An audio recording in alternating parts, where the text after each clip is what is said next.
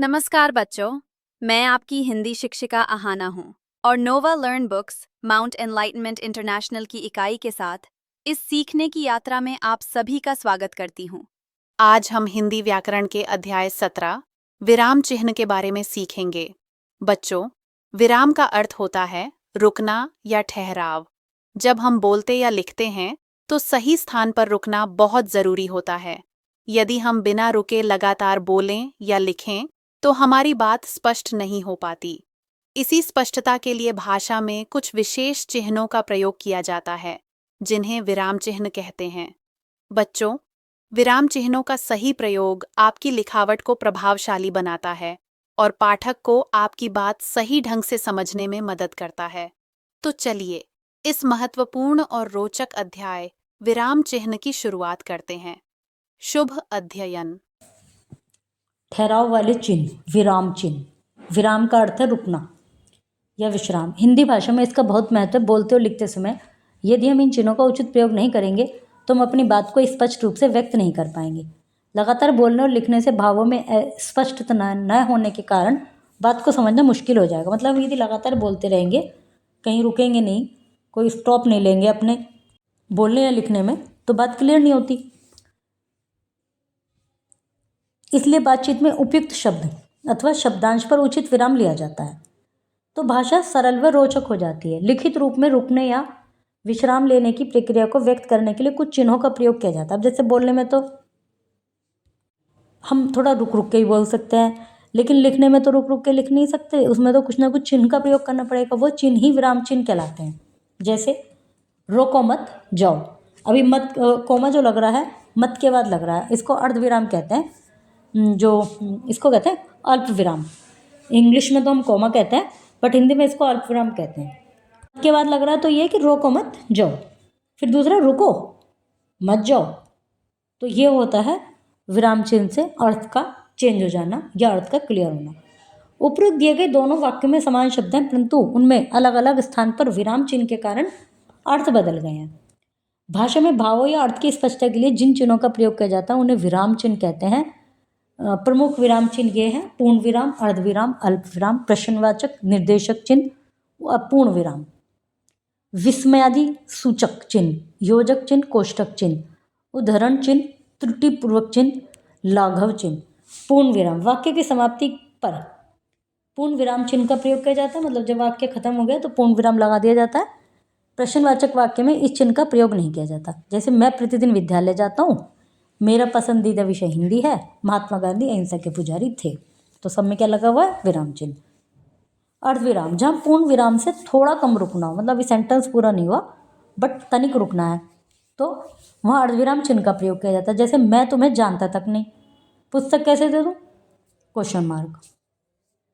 आप मेरे भाई ही नहीं, अभिभावक भी हो, तो जो बीच में लग रहा है ना, ये अर्धविराम है। फिर अल्प विराम, अल्प का अर्थ है थोड़ा, अल्प विराम का अर्थ होता है थोड़ा रुकना अथवा थोड़ा विश्राम। इनका प्रयोग अलग अलग परिस्थितियों में किया जाता है। जैसे बोलते या लिखते समय एक से अधिक शब्दों के प्रयोग जब साथ साथ होते हैं तो उनके मध्य अल्पविराम चिन्ह का प्रयोग करते हैं। मोहन, राकेश और सुरेश पढ़ रहे हैं, पीहू, आरुष और रंजना मित्र हैं। तो जब एक लिस्ट हम दे रहे हैं, मतलब एक साथ कई नाम लिख रहे हैं, तो कॉमा लगाते हैं। संवाद के समय हाँ तथा नहीं के बाद नहीं, वह नहीं जाएगा, हाँ मैं कल जाऊंगा। जब हम संवाद लेखन करते हैं तब भी इसका प्रयोग करते हैं। गांधी जी कहते थे।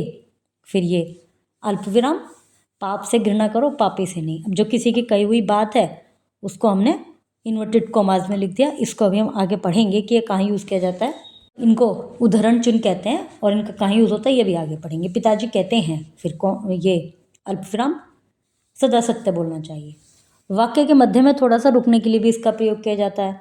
सुरेश ने मेहनत किया, रमेश हो रहा था, ये वही सज्जन है जिन्होंने मेरी मदद की थी। प्रश्नवाचक चिन्ह, वाक्य की समाप्ति पर यदि प्रश्न पूछे जाने का अथवा जानने का बोध होता है तो पूर्ण विराम ने लगाकर प्रश्नवाचक चिन्ह लगाया जाता है। जैसे वे कहाँ जा रहे हैं, तो प्रश्नवाचक चिन्ह। यदि बात पूछी जा रही है तो क्या तुम मेरे साथ चलोगे? फिर है निर्देशक चिन्ह, ये इस तरह से लगाते हैं। कोई भी निर्देश या सूचना देने वाले वाक्य के पश्चात निर्देशक चिन्ह का प्रयोग किया जाता है। उदाहरणार्थ निर्देशक चिन्ह आना जाना गाना आदि। शाम ने कहा, फिर ये निर्देशक चिन्ह मैं बाजार जाऊंगा। अपूर्ण विराम, दो डॉट और ये, जहाँ वाक्य पूरा नहीं होता तथा किसी वस्तु विशेष के बारे में बताया जाता है वहाँ इसका प्रयोग किया जाता है। जैसे जीवन के दो पहलू हैं, फिर ये अपूर्ण विराम, सकारात्मक तथा नकारात्मक, फिर विराम चिन्ह। शब्द के दो भेद हैं, अपूर्ण विराम, सार्थक व निरर्थक, फिर विराम चिन्ह। विस्मय आदि सूचक चिन्ह, वाक्य में हर्ष, घृणा, दुख, आश्चर्य, दया आदि भाव को प्रकट करने के लिए इस चिन्ह का प्रयोग किया जाता है। जैसे छी कितनी गंदगी है, शाबाश तुमने बहुत अच्छा कार्य किया। योजक चिन्ह, योजक चिन्ह देखने में निर्देशक चिन्ह की तरह होता है परंतु यह उससे छोटा होता है। जैसे निर्देशक चिन्ह होता है वैसे ही होता है बट ये छोटा होता है। इसका प्रयोग दो शब्दों को जोड़ने के लिए तथा समता सूचक शब्दों के साथ सा से सी से पहले किया जाता है। रात दिन, दूध सी सफ़ेदी, अमीर गरीब, कभी कभी, चांद सा चेहरा, मोती से दांत आदि। कोष्ठक चिन्ह, वाक्य में आए किसी कठिन शब्दांश या शब्द को स्पष्ट करने के लिए क्रम संख्या दर्शाते हुए हाव भाव प्रकट करने के लिए इसका प्रयोग किया जाता है। तत्सम अर्थात तत् उसके, सम समान, संस्कृत के समान, संस्कृत का शब्द है तत् और मीनिंग इसका यह है कि वैसा का वैसा ही, उसके समान। निम्न प्रश्न, कै खे गे, पिताजी क्रोध में, तुमने अपना गृह कार्य क्यों नहीं किया, मतलब इनको एक तरह से ब्रैकेट में लिख देते हैं ना कुछ भाव स्पष्ट करने के लिए। फिर उदाहरण चिन्ह दो प्रकार के होते हैं, एक और उदाहरण चिन्ह। इस चिन्ह का प्रयोग किसी विशेष व्यक्ति के उपनाम, ग्रंथ, पुस्तक, रचना के नाम आदि को प्रकट करने के लिए किया जाता है। जैसे रामधारी सिंह दिनकर, गोस्वामी तुलसीदास ने अभी पर्टिकुलर बुक का नाम लिखा है तो रामचरितमानस लिखा था। दोहरा उदाहरण चिन्ह, इसमें दो लगाते हैं। इस चिन्ह का प्रयोग किसी कथन या वाक्य को ज्यों का तो प्रस्तुत करने के लिए किया जाता है। किसी के द्वारा कही हुई बात लिखते हैं ना ऐसे कैसी, तो इसका यूज़ करते हैं। सुभाष चंद्र बोस ने कहा था तुम मुझे खून दो मैं तुम्हें आज़ादी दूंगा। महात्मा गांधी ने कहा था करो या मरो। फिर त्रुटिपूर्वक चिन्ह, वाक्य को लिखते समय यदि कोई शब्द छूट जाता है तो इस शब्द को लिखने के लिए त्रुटिपूर्वक चिन्ह लगाकर ऊपर लिख दिया जाता है। जैसे सभी छात्र, अब यहाँ पे लिखना भूल गए कि सुबह 9 बजे आएंगे, 9 बजे आएंगे, अब 9 कौन से, रात के सुबह के, तो ऐसे ये चिन्ह लगाकर ऊपर लिख दिया। तुम कहाँ रहते हो, फिर है लाघव चिन्ह, लाघव चिन्ह के शून्य लगाना 0। वाक्य में या अन्य प्रयोगों में किसी शब्द को संक्षेप में लिखने के लिए शब्द का पहला अक्षर लिखकर इस चिन्ह का प्रयोग किया जाता है। जब बड़े शब्द होते हैं तो इस तरह से, जैसे प्रश्न लिखते हैं, आपने देखा होगा पेन में नीचे रहे और ये बना रहता है, तो इसको संक्षेप सूचक चिन्ह भी कहते हैं। पंडित, प्रोफेसर। विराम का अर्थ होता है रुकना या विश्राम। भाषा में भाव या अर्थ की स्पष्टता के लिए जिन चिन्हों का प्रयोग किया जाता है उन्हें विराम चिन्ह कहते हैं।